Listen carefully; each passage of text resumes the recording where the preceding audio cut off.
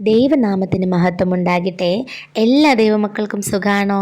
ഇന്നത്തെ ദിവസം നാം കാണാൻ പോകുന്നത് യേശു ക്രിസ്തു ആദ്യമായിട്ട് ചെയ്ത അത്ഭുതത്തെക്കുറിച്ചാണ്. യേശു ക്രിസ്തുവിൻ്റെ ഒന്നാമത്തെ അത്ഭുതം എവിടെയാണ് പറഞ്ഞിട്ടുള്ളതെന്ന് വെച്ചാൽ, യോഹന്നാൻ എഴുതിയ സുവിശേഷം അതിന് 2-ാം അധ്യായത്തിലെ 11-ാം വാക്യം വരെ, 1 മുതൽ 11-ാം വാക്യം വരെയാണ് ഒന്നാമത്തെ അത്ഭുതത്തിനെ കുറിച്ച് പറഞ്ഞിട്ടുള്ളത്.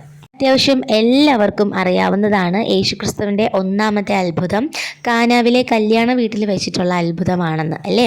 അപ്പം ഇവിടുത്തെ കഥ എങ്ങനെയാണ് വരുന്നത്? ഗലീലയിലെ കാനാവ് എന്ന് പറഞ്ഞ സ്ഥലത്ത് ഒരു കല്യാണം നടക്കുന്നുണ്ട്.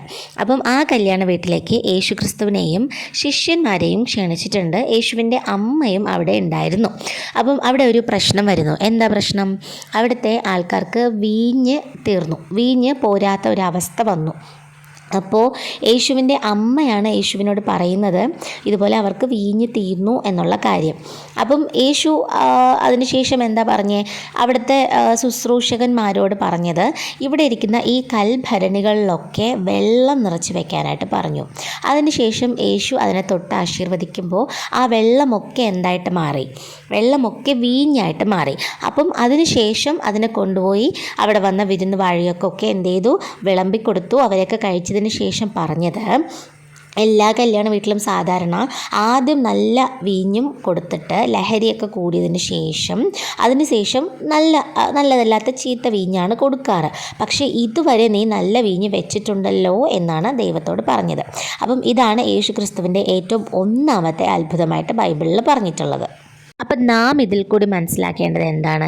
അപ്പം ഈ പറയുന്ന കാനാവിലെ കല്യാണ വീടെന്ന് പറയുന്നത് നാമും നമ്മുടെ ജീവിതവുമായിട്ട് നമ്മൾ എന്ത് ചെയ്യണം? എക്സാമ്പിളായിട്ട് എടുക്കണം. ഓക്കെ, അപ്പം നമ്മുടെ ജീവിതം എങ്ങനെ ഇതിലോട്ട് വരും? നമ്മുടെ വീടൊരു കാനാവിലെ കല്യാണ വീട് പോലെയാണ്, നല്ലപോലെ പൊക്കോണ്ടിരിക്കും. പക്ഷെ ഒരു പ്രശ്നം നമുക്ക് എന്ത് ചെയ്യും? വരും. അപ്പോൾ നമ്മൾ വിചാരിക്കും നമ്മൾ ദൈവത്തെ വിളിച്ച് പ്രാർത്ഥിക്കുകയാണല്ലോ, എന്നും ദൈവത്തോട് അപേക്ഷിക്കുകയാണല്ലോ. ഇങ്ങനെയൊക്കെ പലപ്പോഴും നമുക്ക് തോന്നാറുണ്ട്, അല്ലേ? ഇപ്പം യേശുക്രിസ്തു ആ കല്യാണ വീട്ടിലുണ്ടായിരുന്നു. ദൈവത്തിന് അറിയത്തില്ലേ ഇനിയിപ്പോൾ വീഞ്ഞ് തീരാറായി, ഇപ്പം നമ്മളെന്താ അത്ഭുതം ചെയ്യണം എന്ന് ദൈവത്തിന് അറിയായിരിക്കും, അല്ലേ? തീരാൻ പോകുന്നൊരവസ്ഥ. അപ്പം പക്ഷെ അത് തീരുന്നവരെ ദൈവം എന്ത് ചെയ്തു? വെയിറ്റ് ചെയ്തിരുന്നു. എന്തിനാണ് വെയിറ്റ് ചെയ്തിരുന്നത്? ഓൾറെഡി കൊടുത്തുകൊണ്ടിരുന്ന വീഞ്ഞിനെക്കാളും നല്ല വീഞ്ഞ് കൊടുക്കാനായിട്ട്. ഓക്കെ, അപ്പോൾ നമ്മളിത് റിലേറ്റ് ചെയ്യണം.